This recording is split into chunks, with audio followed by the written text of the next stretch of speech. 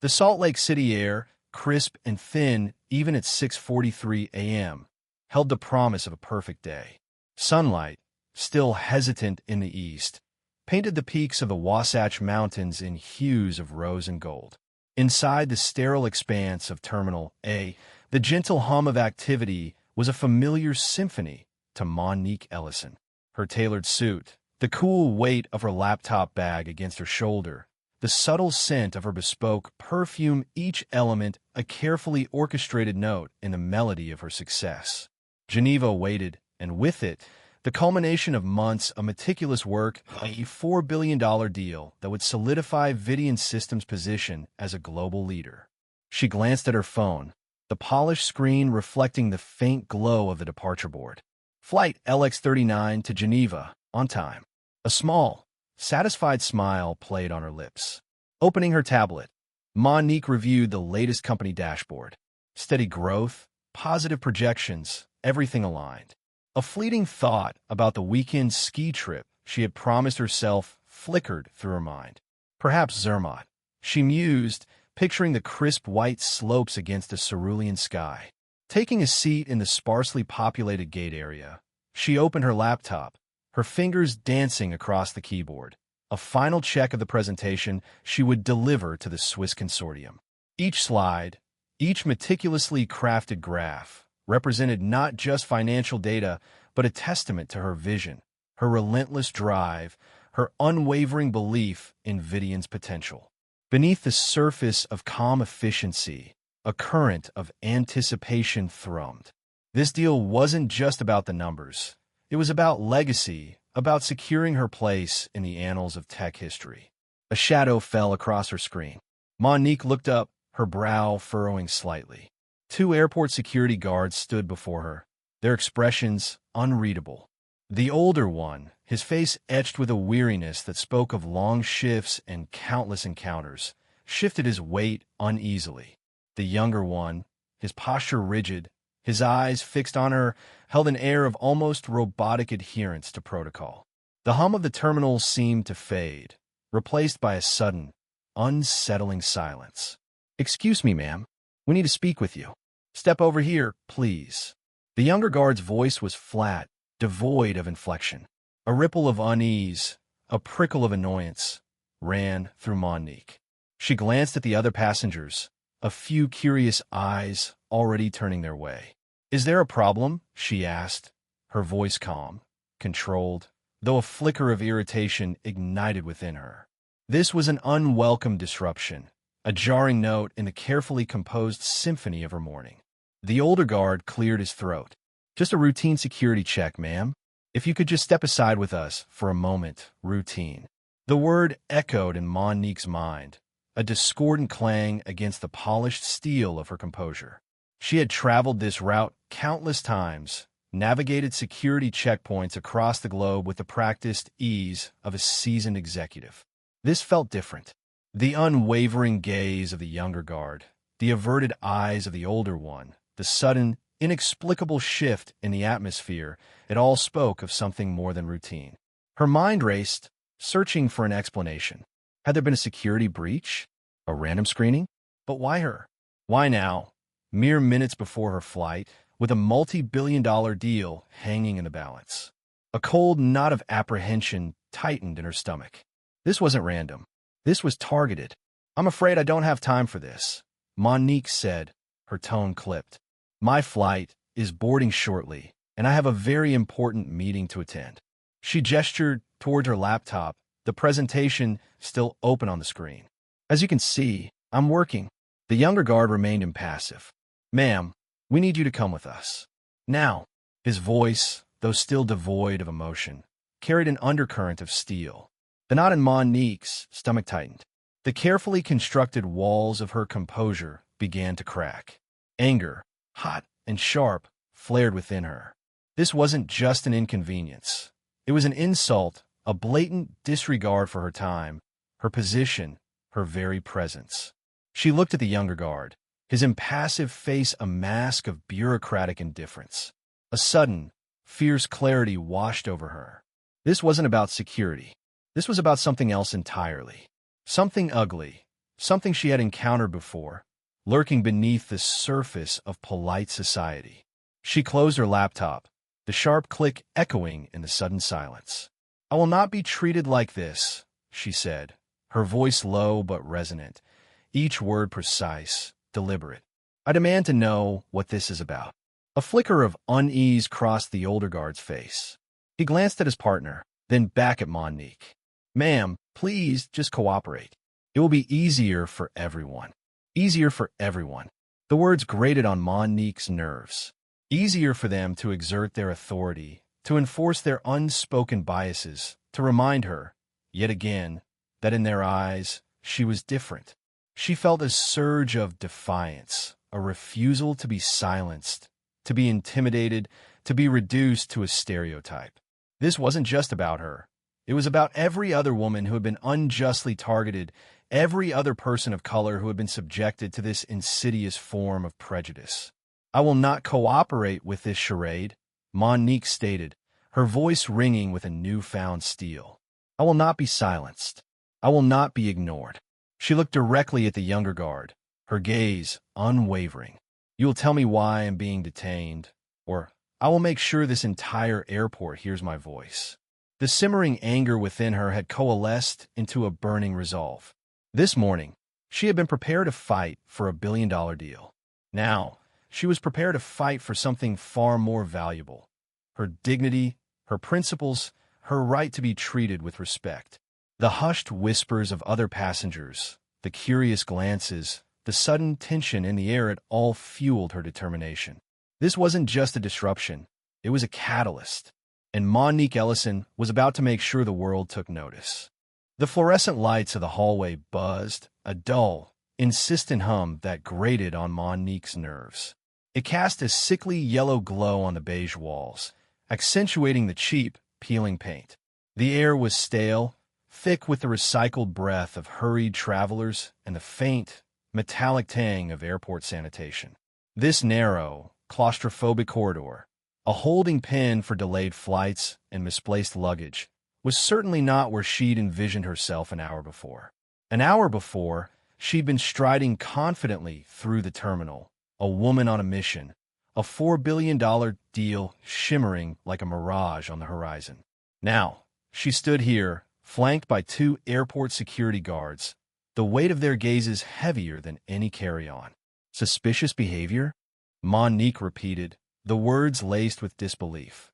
Her voice, normally smooth and controlled, vibrated with an undercurrent of tightly leashed frustration. Inside, a cold knot of anger began to tighten in her stomach. This was absurd, preposterous. She was Dr. Mon'nique Ellison, CEO of Vidian Systems. She didn't do suspicious behavior.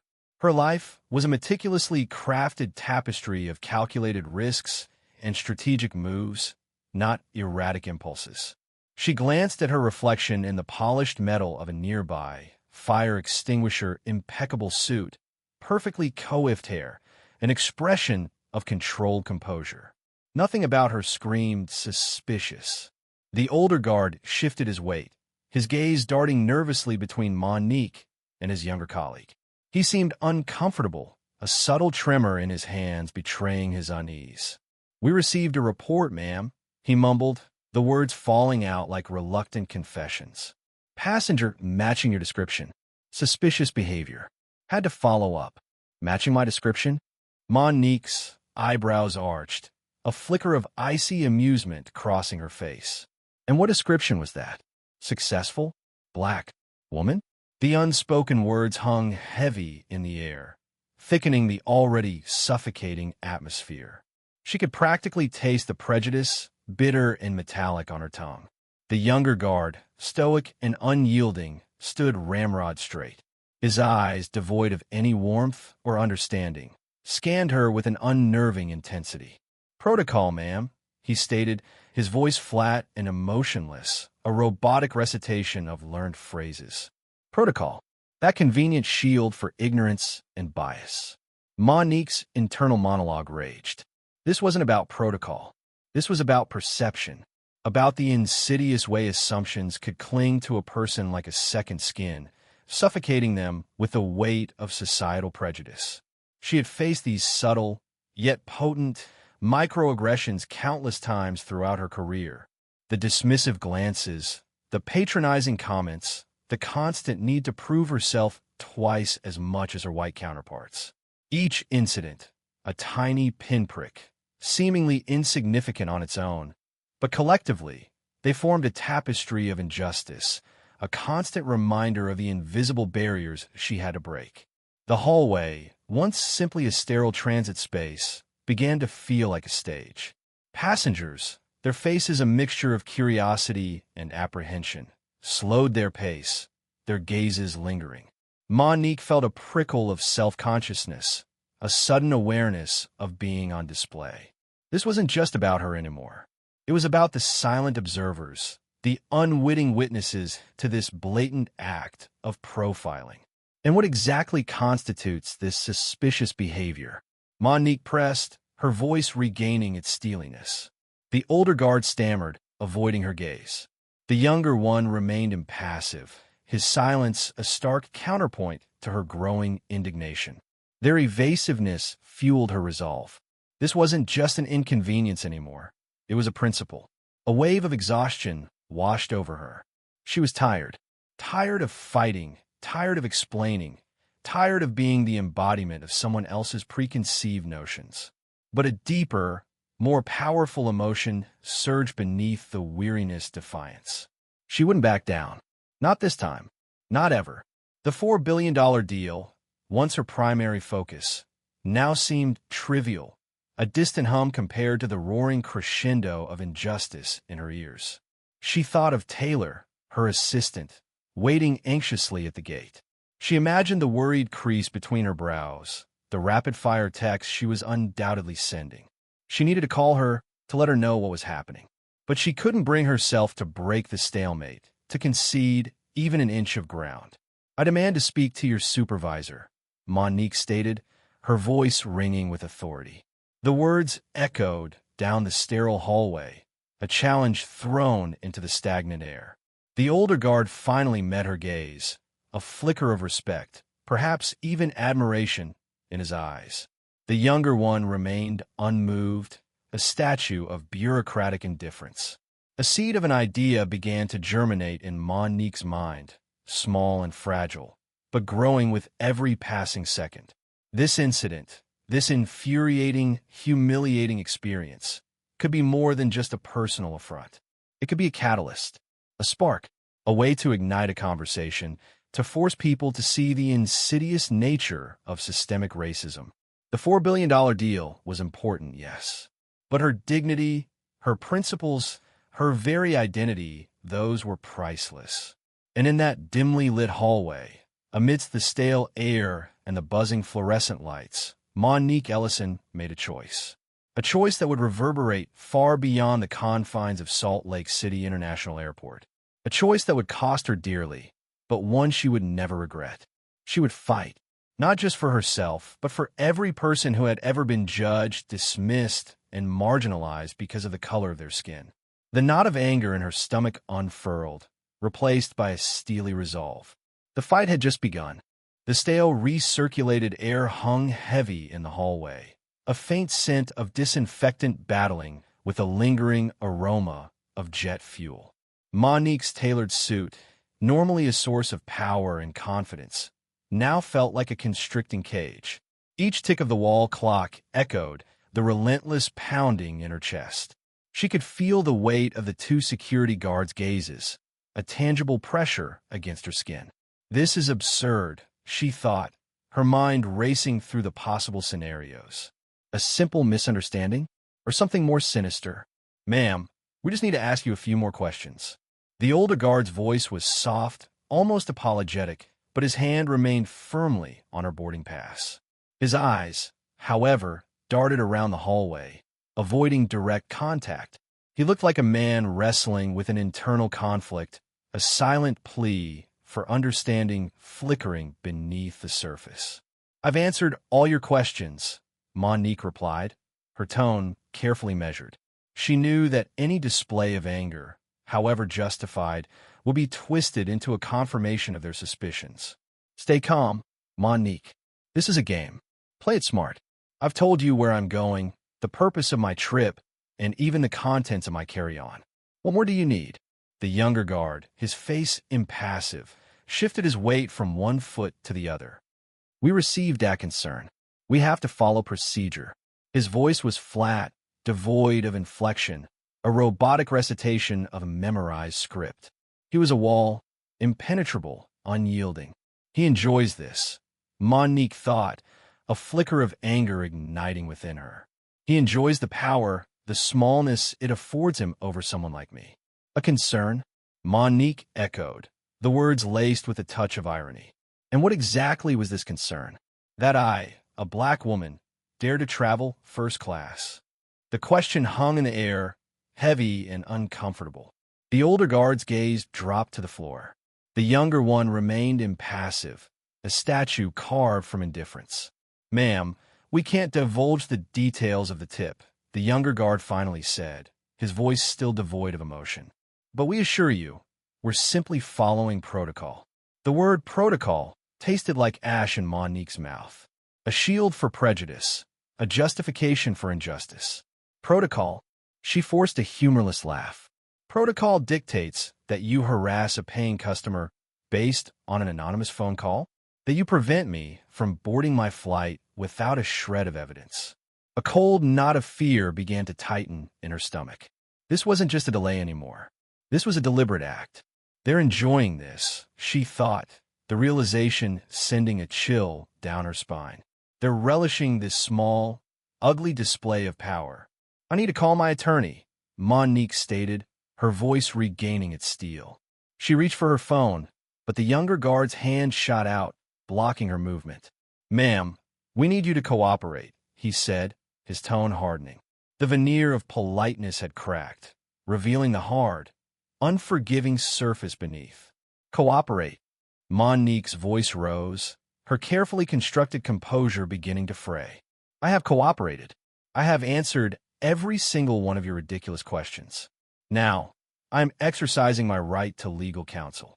The throbbing in her head intensified, a drumbeat of frustration and anger. This can't be happening. The older guard cleared his throat, a nervous tick. Ma'am, please just a little longer. We're waiting for confirmation. Confirmation of what? Her guilt? Her blackness? The absurdity of the situation threatened to overwhelm her. The final boarding call for her flight echoed through the terminal, a stark reminder of the ticking clock. Her stomach lurched. The $4 billion deal. The culmination of months of painstaking work. It was all slipping away. But something else, something deeper and more profound, was taking root. A quiet, unwavering resolve. Am I being detained? Mon'nique asked, her voice low and steady. The question hung in the air, a challenge, a demand for accountability. The younger guard hesitated, his eyes flickering towards the older one. The older guard looked away, his face a mask of discomfort. Neither answered. The silence was deafening. They won't answer, she realized, a cold certainty settling in her heart. Because they know the truth. The rumble of the jet engines grew louder, a mocking farewell. Mon'nique watched as the last passengers disappeared down the jet bridge, the gate doors slowly closing behind them. The knot in her stomach tightened, a mixture of anger, frustration, and a strange, unexpected sense of liberation. Let go, Mon'nique. Let all go. Are you keeping people safe? She asked, her voice ringing with a newfound clarity. Or are you just reacting to a phone call from someone uncomfortable seeing a black woman in first class? The question hung in the air, unanswered, a stark indictment of the unspoken prejudices that permeated the very air they breathed. The $4 billion deal was gone, but in its place, something far more valuable had emerged. A fierce determination to fight, to speak truth to power, and to refuse to be silenced. The fight had just begun. The lukewarm airport coffee tasted like burnt regret. Each sip was a reminder of the bitter taste of injustice. Mon'nique Ellison, CEO of Vidian Systems, sat rigidly in the uncomfortable plastic chair, the sterile brightness of the cafe amplifying the turmoil within her. Around her, the airport bustled with a life she was now detached from. Families laughed, Travelers hurried. The constant announcements blurred into a background hum. But Mon'nique was cocooned in a silent rage, the echoes of the security guard's words reverberating in her mind. Suspicious. The word hung in the air, thick with unspoken prejudice. She pulled out her phone, the cool glass a stark contrast to the heat that was building inside her. Taylor, her assistant, answered on the second ring, her voice laced with a professional calm that Mon'nique envied in this moment. "Dr. Ellison? Is everything all right?" "Your flight. Security pulled me out of line." Mon'nique interrupted, her voice tighter than she intended. She could almost see Taylor's brow furrowing on the other end. "Said someone reported me as suspicious. Didn't explain who. Didn't explain what." Taylor's intake of breath was audible. "Suspicious? Dr. Ellison, I'm so sorry. Are you all right? Do you need me to?" Mon'nique closed her eyes, taking a deep breath. She needed to maintain composure, to think strategically. This wasn't just about a missed flight anymore. This was about something deeper, something that gnawed at her with a familiar, unsettling persistence. "I'm fine, Taylor. Just shaken. I missed a flight, obviously. Book me on the next one to London, and hold all my calls for the next hour. I need to think." The silence on the other end stretched for a beat, filled with unspoken concern. "Of course, Dr. Ellison. I'll take care of it." Mon'nique hung up, the silence of the cafe now pressing in on her. The $4 billion deal with UK Tech was supposed to be finalized today. Years of work, countless sleepless nights, all culminating in this meeting.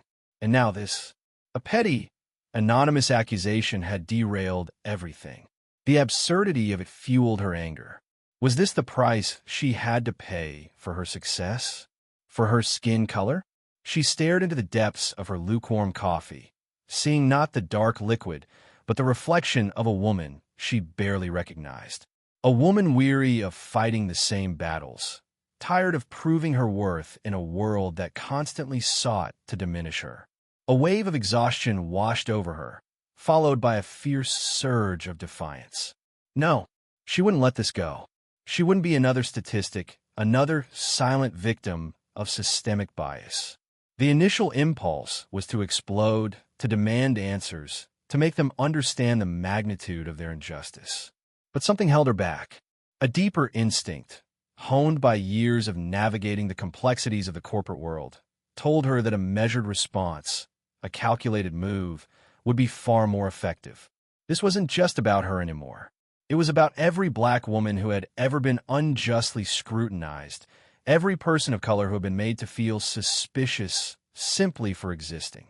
The gears in her mind began to turn, strategizing, calculating.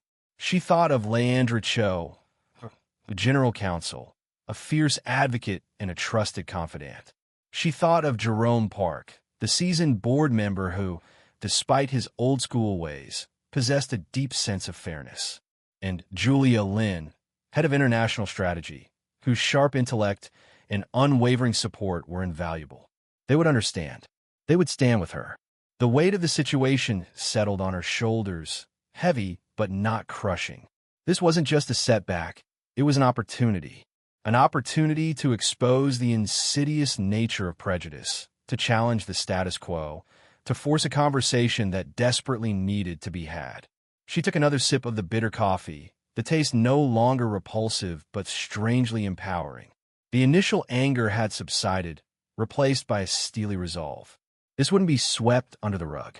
She wouldn't let it. She pulled out her laptop, the familiar click of the keys, a small act of rebellion in the sterile environment.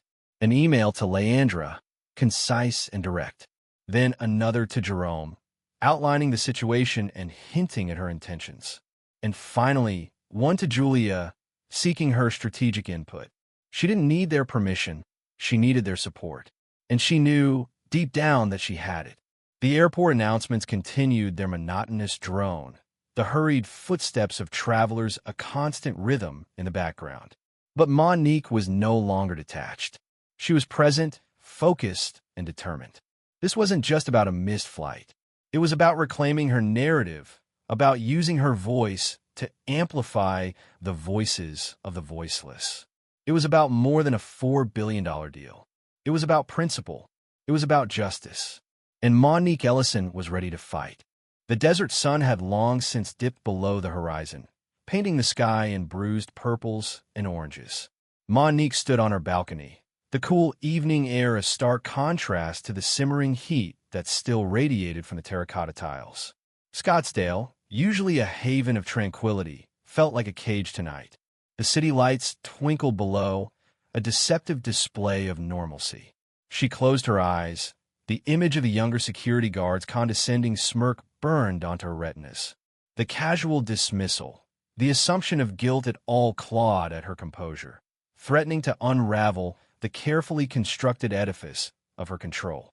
Her phone buzzed, a vibration against her palm. Taylor's message glowed on the screen. "Just checking in, Dr. Ellison. Let me know if there's anything I can do. Anything at all." A small, bitter smile touched Mon'nique's lips. Taylor's unwavering loyalty was a constant, a reassuring presence in a world that seemed increasingly hostile. She typed back a brief, "Thank you, Taylor. I appreciate it," even though the words felt inadequate. The support was a balm, but it couldn't erase the sting of injustice. Another buzz. This time, it was Leandra Cho, Vidian's general counsel. "Mon'nique, I just heard. I'm furious. Whatever you want to do, I'm backing you. Say the word." The message vibrated with barely contained rage. Leandra, with her razor-sharp intellect and unwavering loyalty, had always been her shield. Mon'nique stared at the message, a war raging within her. One side, pragmatic and calculating, whispered about the $4 billion deal hanging in the balance, the years of work, the potential impact on Vidian. The other side, raw and wounded, screamed for justice, for recognition, for an end to the subtle, insidious prejudice that had shadowed her entire life. The balcony railing felt cold beneath her fingertips. The air, scented with jasmine and desert sage, did little to soothe the burning in her chest. She thought of her grandmother, a woman who'd faced down segregation with quiet dignity, a woman who'd taught her the meaning of resilience. What would she do? Compromise? Sweep it under the rug for the sake of the company? The thought felt like a betrayal, a surrender to the very forces that sought to diminish her. She took a deep, shaky breath, the cool air filling her lungs. The decision solidified, a hard knot in her stomach. No, she wouldn't be silenced. She wouldn't let this go. This wasn't just about her anymore. It was about every black woman who'd been unjustly scrutinized, every person of color who'd been made to feel lesser, every individual who'd been denied their dignity. The $4 billion deal, once the pinnacle of her ambition, now seemed insignificant compared to the weight of this moment. "Leandra," she typed, her fingers firm on the screen. "I want to go public." The words hung in the digital space, a declaration of war. A tremor ran through her, a mixture of fear and exhilaration. There was no turning back. She walked back into her condo, the cool, minimalist interior a stark contrast to the turmoil within her. The silence of the apartment, usually a comfort, now felt oppressive. She poured herself a glass of water, the crystal glass cool against her palm. Each sip was a conscious effort, a grounding ritual in the face of a storm she knew was coming. Her phone buzzed again. Leandra's reply was succinct. "Consider it done. I'll draft a statement. We'll coordinate with PR. Jerome and Julia are already on board. They're with you all the way." A wave of warmth washed over Mon'nique. The solidarity, the unwavering support of her team, fortified her resolve. They understood. They saw the bigger picture. They knew this wasn't just a personal affront. It was an attack on their shared values. The following hours blurred into a whirlwind of activity. Calls with Leandra, strategizing with PR, crafting the perfect message, one that would resonate, one that would expose the raw nerve of injustice. She barely registered Taylor's quiet efficiency, arranging interviews, fielding calls, creating a barrier against the encroaching media frenzy. She paced her living room, the smooth marble floor cool beneath her bare feet. The silence was broken only by the rhythmic tap of her heels, a steady beat against the rising tide of anxiety. Doubts, like insidious whispers, crept into her mind. Was she doing the right thing? What about the repercussions? The damage to Vivian? The potential fallout? She pushed the doubts away, focusing on the burning ember of anger that fueled her actions. This was bigger than Vivian. This was about principle. This was about fighting for what was right, even when it was terrifying. Later, sitting under the harsh glare of the studio lights, facing Samira Hall, a local Phoenix reporter known for her incisive questioning, Mon'nique felt a strange sense of calm. The anger had coalesced into a steely resolve. Samira's questions were sharp, probing, but Mon'nique answered them with unwavering conviction. She spoke about the incident, the casual racism, the systemic bias that allowed such incidents to occur. She spoke about her decision to go public, the importance of accountability, the need for change. She spoke with the quiet authority of a woman who knew her worth, a woman who refused to be silenced. As the interview ended, Samira leaned forward, her gaze intense. "Dr. Ellison," she said, her voice low, "you're risking a lot. A $4 billion deal. Your reputation. Everything you've worked for." Mon'nique met her gaze, her expression unwavering. "Some things," she said, her voice steady, "are worth more than money. Some things are worth fighting for, even if it costs you everything." The words hung in the air, heavy with meaning, a testament to her unwavering conviction. In that moment, standing under the bright lights, Mon'nique Ellison wasn't just a CEO. She was a symbol, a beacon of resistance in a world that desperately needed a light. The air in the East Conference room was thick, not with the stale scent of old agendas and lukewarm coffee, but with an electric tension Mon'nique could almost taste. Sunlight sliced through the floor-to-ceiling windows, illuminating the faces of Vivian's board members, each a mask of carefully controlled anticipation. She stood at the head of the polished mahogany table, the weight of the past 48 hours settling in her shoulders, a dull ache mirroring the persistent throb in her temple. The sterile white walls, the geometric precision of the room, even the rhythmic hum of the air conditioning all felt alien, disconnected from the roiling storm within her. $4 billion. The figure echoed in her mind, not as a symbol of success, but as a measure of the compromise she was about to propose. "As you all know," Mon'nique began, her voice steady, controlled, "I was delayed at Phoenix Sky Harbor on Saturday." The understatement hung in the air, heavy with unspoken meaning. She saw Jerome Park, the oldest board member, shift in his seat, his gaze fixed on the file in front of him. Julia Lin, head of international strategy, met her eyes with a flicker of something Mon'nique couldn't quite decipher. Concern? Solidarity? They've all seen the news, she thought. They know the sanitized version, the carefully crafted PR statement. Mon'nique clicked the remote, and the screen behind her flickered to life, displaying a grainy still image from the airport security footage. Herself, flanked by 2 uniformed guards, her expression a carefully blank mask. Inside, however, a different image burned, the condescending smirk of the younger guard, the way his hand had lingered on her arm. "As if I were a common criminal." The memory sent a fresh wave of heat through her. She detailed the incident, each word precise, devoid of emotional inflection. The anonymous tip, the humiliating search, the thinly veiled accusations.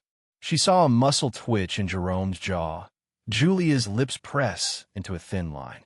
But there were others' faces impassive, eyes calculating, assessing not the injustice she had endured, but the potential damage to Vivian's reputation, the ripple effect on their stock price. "$4 billion, the phantom voice whispered again. "Northern Air has issued an apology," Mon'nique continued, her voice laced with a subtle irony that she hoped they wouldn't miss. "Alan Rusk himself called, assuring me it was a regrettable misunderstanding." She paused, letting the words hang in the air, their hollowness echoing in the silence. Regrettable. Misunderstanding. The words felt like sandpaper against her raw nerves. Rusk's carefully modulated tone, his practiced expressions of regret, hadn't touched the deep, visceral wound of the experience. She turned to face the board, her gaze sweeping across each member, holding their eyes for a beat longer than necessary.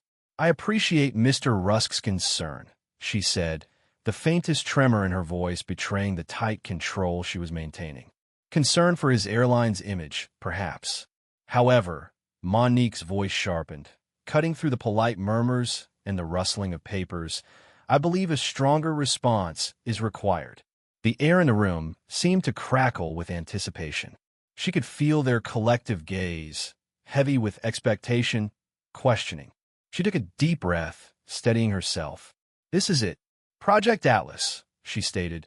The name of the multi-billion-dollar partnership hanging in the air is predicated on mutual respect, shared values, and a commitment to ethical conduct. What happened at Phoenix Sky Harbor was a direct violation of those principles.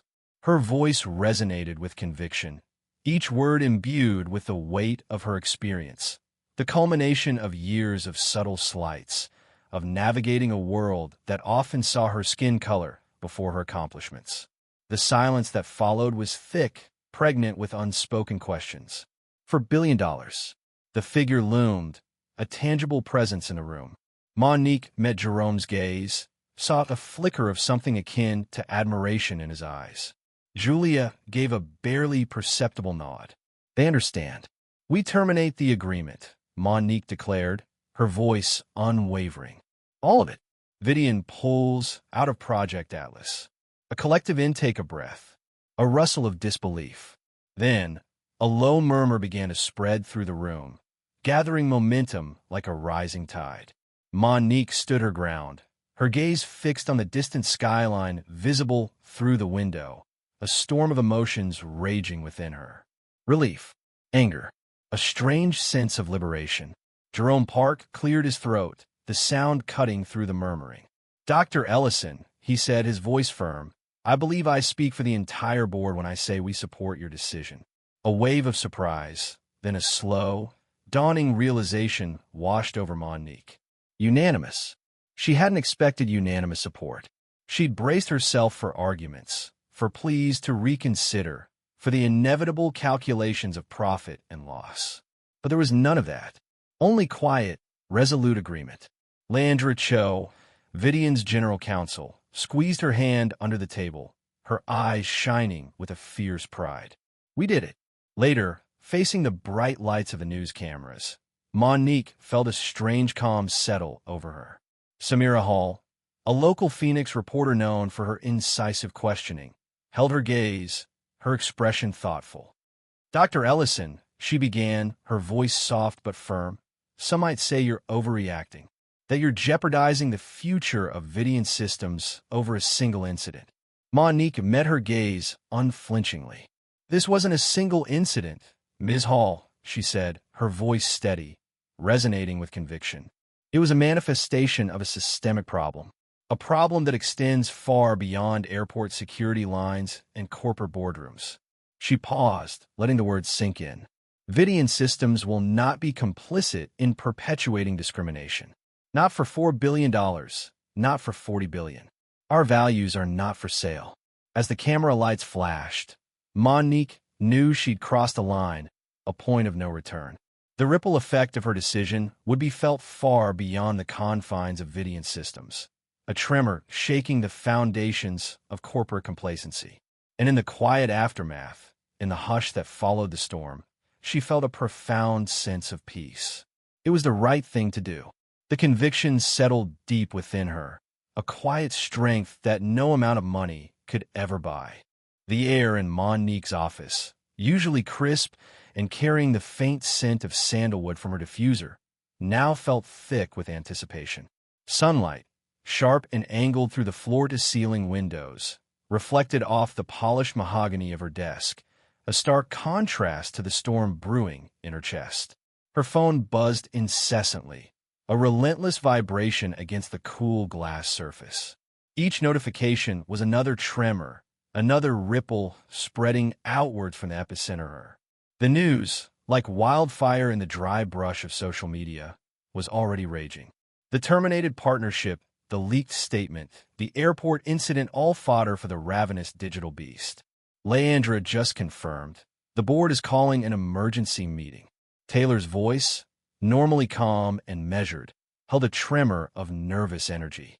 Mon'nique pressed her fingertips to her temples, feeling the dull throb of a headache beginning to form. For $1 billion. Gone. Vaporized in a single act of defiance. Yet, strangely, the expected pang of regret didn't come. Instead, a cold, hard knot of resolve tightened in her gut.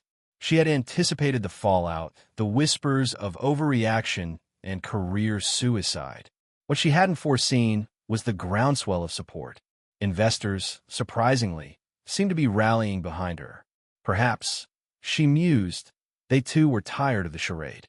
"Any negative press?" she asked, her voice betraying none of the turmoil churning within. "Surprisingly little," Taylor replied, her brow furrowed. "Most of the commentary is positive. People are sharing their own stories, using the hashtag #StandWithMon'nique. It's powerful. The hashtag. It was a small thing, a string of letters and symbols, yet it felt like a lifeline, a connection to something bigger, something righteous. The loneliness that had gnawed at her since the incident, the feeling of being isolated in her anger, began to recede. She wasn't alone. The emergency board meeting was a blur of tense faces and carefully chosen words. Jerome Park, his face etched with years of corporate battles, surprised her with his quiet but firm support. "We stand by our CEO," he had declared, his voice resonating with unexpected conviction. Julia Lin, head of international strategy, echoed the sentiment. "Integrity is not a commodity to be traded, Mr. Chairman," she'd stated, her gaze steady and unflinching. The tide, it seemed, was turning. Later that afternoon, Samira Hall, a local Phoenix reporter known for her incisive journalism, arrived at Vidian HQ. Mon'nique, exhausted but resolute, agreed to an interview. As the camera's red light blinked on, she drew a deep breath, centering herself. "Dr. Ellison," Samira began, her voice soft yet unwavering, "many are calling your decision impulsive, even reckless. Walking away from a $4 billion deal, do you have any regrets?" Mon'nique met the reporter's gaze, her own eyes reflecting a quiet strength. "Regrets?" she echoed, a ghost of a smile playing on her lips. "I regret that in 2024, a black woman can still be unjustly detained based on nothing more than an anonymous, unsubstantiated claim. I regret that a company like Northern Air prioritizes profit over principle. I regret that it an act of public defiance to spark a conversation about systemic racism. But walking away from that deal? No, that I do not regret." The interview aired that evening, and the response was immediate and overwhelming. Social media exploded. News outlets across the country picked up the story. The hashtag #StandWithMon'nique trended globally. People from all walks of life, from CEOs to students, from activists to stay-at-home parents, shared their own experiences of being profiled, discriminated against, and marginalized. Mon'nique's phone buzzed again, this time with a text from Taylor. "You won't believe this," it read, followed by a link to a trending tweet. It was a video of a young black man, standing tall and proud in front of a Northern Air ticket counter, calmly refusing to fly with the airline. "If they can treat a CEO like that," he declared, his voice echoing Mon'nique's own, "imagine what they do to the rest of us. I'm done being silent." A wave of emotion washed over Mon'nique. Relief, pride, and a profound sense of hope. The seed she had planted, unknowingly, was taking root. Her personal struggle had become a catalyst, a spark that ignited a much larger fire. The days that followed were a whirlwind of meetings, interviews, and public appearances. The pressure was immense, but Mon'nique felt a strange sense of calm. She had crossed a threshold, a point of no return. There was no turning back now. One evening, as she sat alone in her office, the city lights twinkling outside her window, she received a call from Jerome Park. "Mon'nique," he began, his voice gruff but laced with respect, "I just wanted to tell you I'm proud of you. What you did, it took guts. You've shown us all what true leadership looks like." Mon'nique closed her eyes, a single tear tracing a path down her cheek. It wasn't about the $4 billion. It wasn't about the headlines or the hashtags. It was about something much deeper, something more fundamental. It was about dignity. It was about justice. It was about refusing to be silenced. It was about standing up even when your legs trembled, and saying enough. She thought back to that moment in the airport, the cold, hard stare of the younger security guard, the patronizing tone of Alan Rusk. The anger, sharp and burning, still lingered, but it was now tempered with a quiet understanding. Their discomfort, their prejudice, was not her burden to bear. "If my existence makes people uncomfortable," she whispered to herself, the words echoing in the stillness of her office, "they can stay uncomfortable." The words, leaked from a private conversation, had become a rallying cry. And in that moment, Mon'nique knew that she had not only fought for herself, but for countless others who had been silenced for far too long. The fight was far from over, but for the first time in a long time, she felt a glimmer of hope, a sense that perhaps, just perhaps, real change was possible. The hum of the coffee machine was a low thrum in the otherwise quiet Vidian Systems break room. Sunlight, filtered through the blinds, sliced across the geometric pattern floor, creating an almost sterile checkerboard effect. Mon'nique Ellison, CEO of Vidian, stood by the window, her reflection a dark silhouette against the cityscape of Phoenix sprawled below. The city, a tapestry of terracotta roofs and shimmering glass, seemed strangely distant, viewed from this sterile perch 30 floors up. Her fingers, long and elegant, traced the rim of her untouched coffee mug. The ceramic was cool against her skin, a stark contrast to the simmering unease that coiled within her. The past 48 hours had been a whirlwind: the airport incident, the media frenzy, the board meeting. A whirlwind she deliberately conjured. The weight of her decision, of walking away from a $4 billion deal, pressed on her, a tangible force. Not the weight of regret, not exactly, but the heavy mantle of responsibility. She hadn't anticipated the sheer volume of support, the outpouring of voices echoing her own outrage. Yet, beneath the current of public validation, a quiet disquiet lingered. Had she done the right thing? The question wasn't about the principle that was unwavering. The question gnawed at the edges of her carefully constructed composure. What would the long-term ramifications be for Vidian? For her employees? The soft click of the break room door opening broke her reverie. A young woman, her face vaguely familiar, hesitated at the threshold. One of the junior engineers, Mon'nique realized, her name hovering just beyond the reach of immediate recall. The young woman clutched a half-eaten protein bar in one hand, her expression a mixture of shyness and determination. Mon'nique straightened, her CEO mask clicking into place, smoothing away the introspection. She offered a small, encouraging smile. "Good morning," Mon'nique greeted, her voice calm and even. Inside, the quiet disquiet shifted, a subtle prickle of anticipation replacing the heavier weight. The young engineer took a tentative step forward.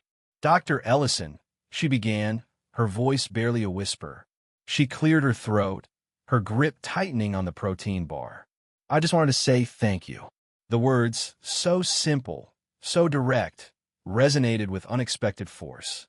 Mon'nique's carefully constructed facade wavered for a fleeting moment, a flicker of genuine surprise crossing her features. "Thank you."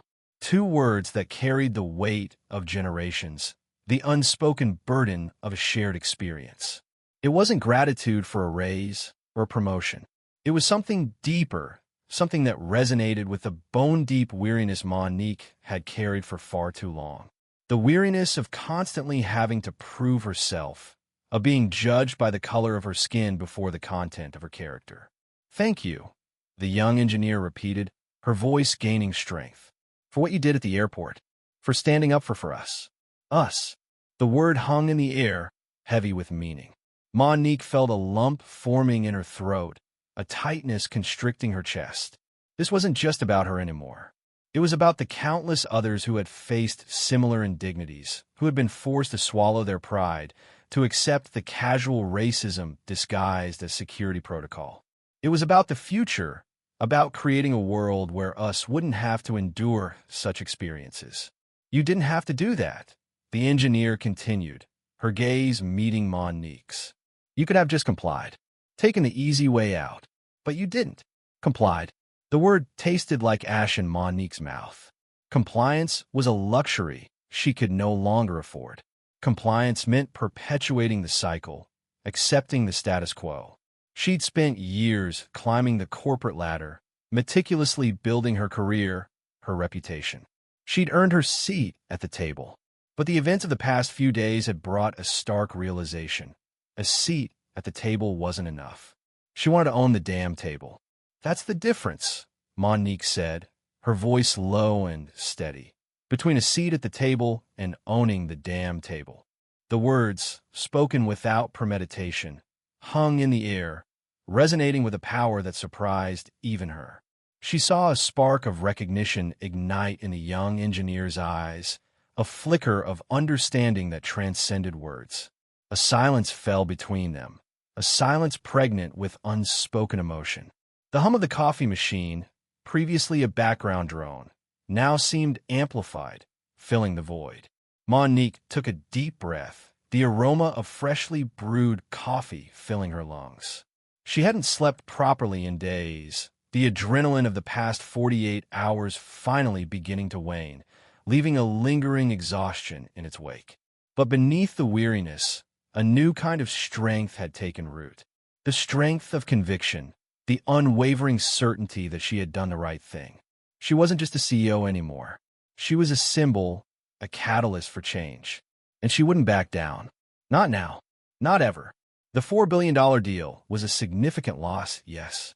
But some prices, some compromises were simply too high. Her integrity, her principles, the fight for a more just world, those were non-negotiable.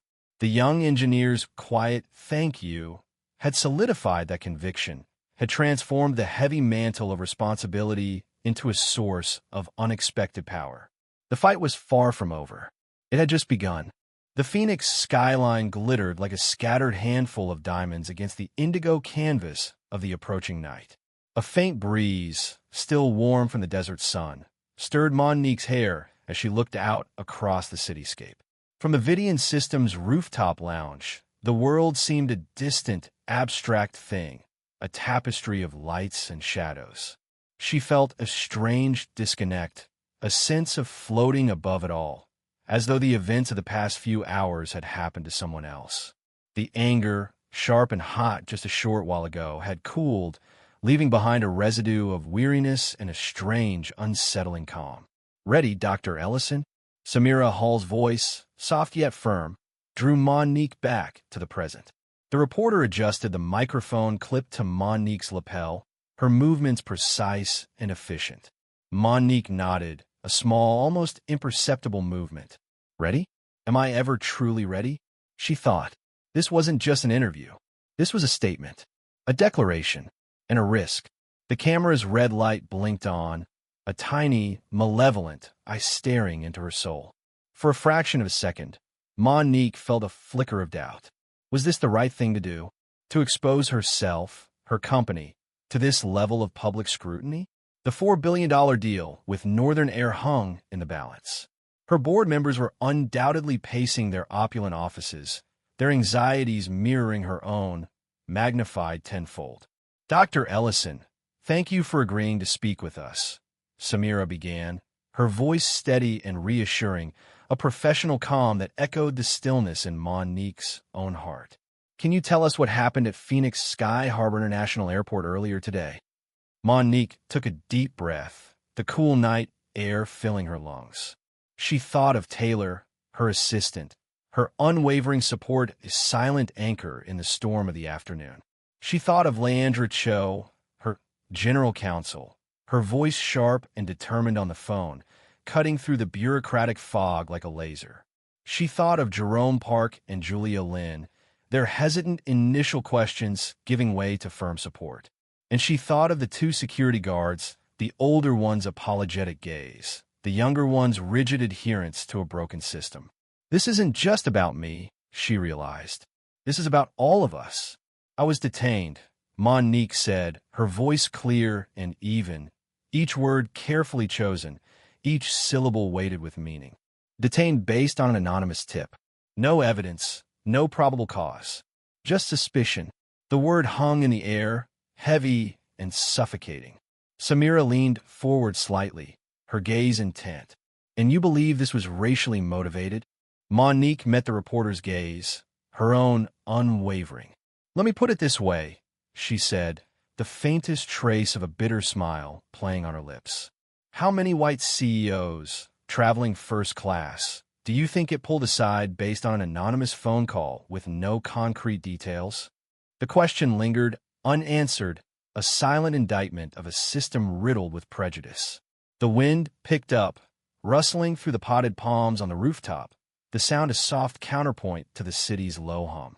You forfeited a significant business deal with Northern Air over this incident, Samira observed, her voice neutral, allowing Mon'nique the space to elaborate. A deal worth $4 billion. Can you explain your reasoning? Mon'nique closed her eyes for a moment, the image of Alan Rusk, the Northern Air director, flashing before her mind's eye his carefully crafted apology, the subtle condescension in his tone. For $1 billion, she thought. A number that could change the trajectory of her company, of her life. But some things, she knew, were worth more than money. The point is, Mon'nique said, her voice gaining strength, I don't have to explain myself to be treated with dignity. My worth, my humanity, isn't contingent on a business deal, a bank balance, or the color of my skin. Samira nodded slowly, absorbing the weight of her words.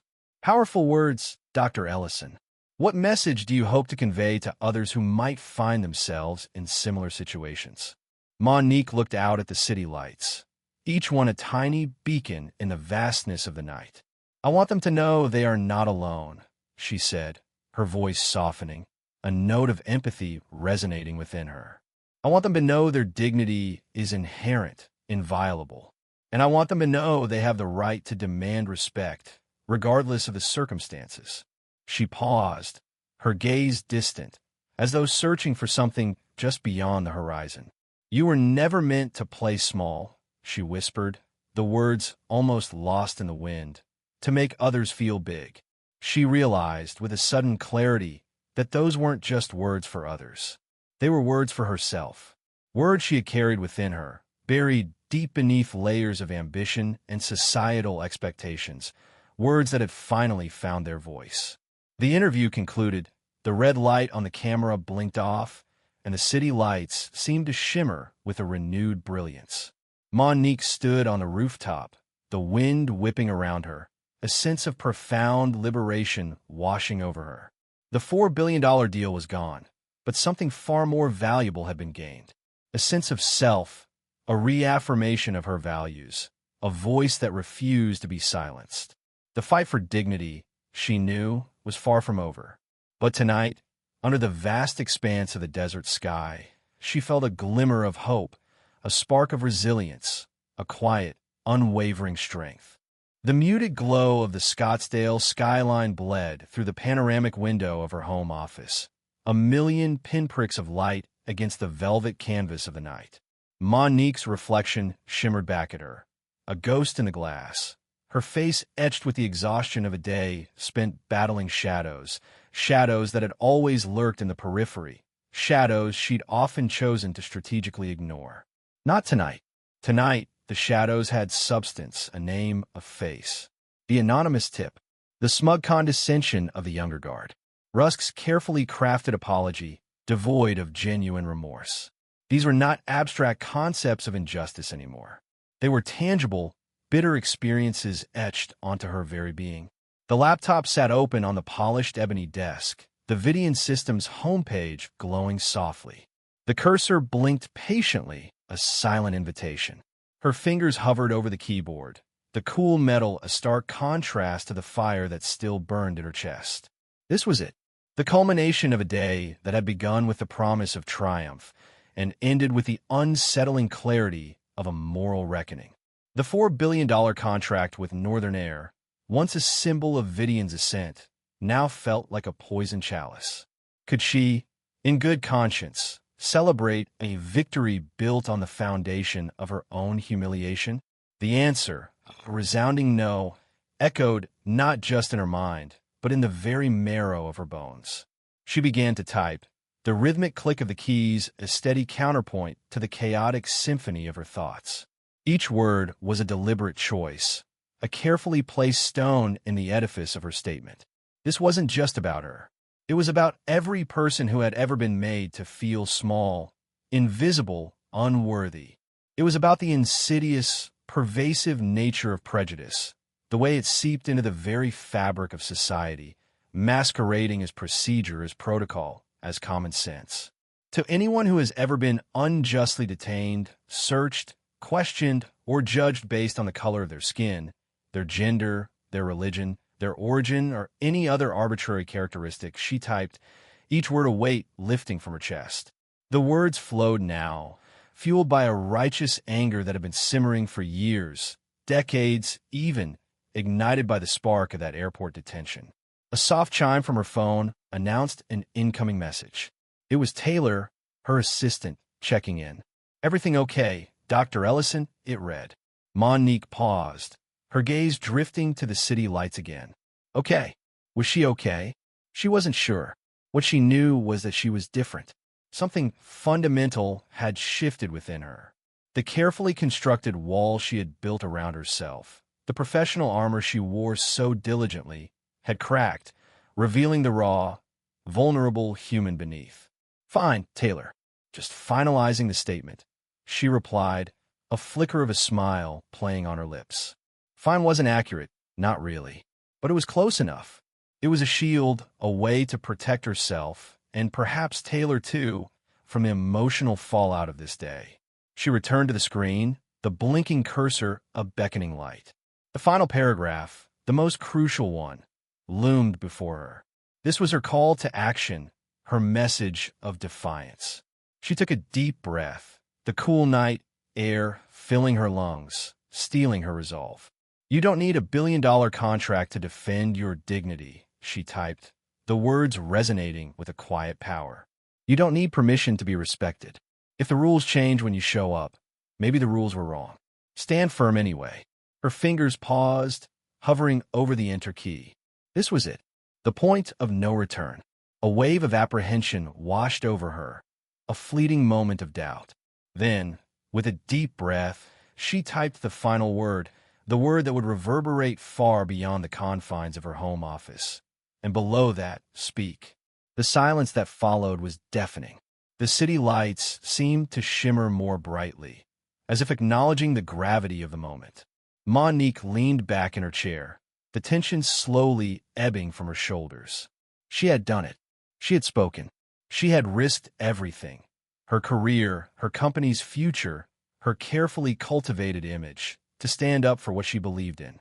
The cost was high, but the price of silence, she realized, was far greater. A faint vibration from her phone broke the stillness. Messages were pouring in. Leandra Cho, Vidian's general counsel, expressing unwavering support. Jerome Park, an older board member, commending her courage. Julia Lin, head of international strategy, echoing the sentiment. Even Samira Hall, the local reporter whose insightful questions had helped her articulate the complexities of the situation, had sent a brief message of solidarity. The weight of the day began to lift, replaced by a sense of profound liberation. She wasn't alone. Her voice, amplified by the digital echo chamber, had resonated with others, creating ripples of change in the vast ocean of indifference. She swiveled her chair, gazing out at the city lights, a kaleidoscope of colors against the dark expanse of the desert sky. The fight wasn't over. She knew this. This was just the beginning. But for now, she allowed herself a moment of quiet contemplation, a moment to absorb the enormity of what she had done, a moment to gather her strength for the battles that lay ahead. The faintest hint of a smile touched her lips. The shadows were still there, but tonight they felt a little less daunting. Tonight, the light had begun to break through.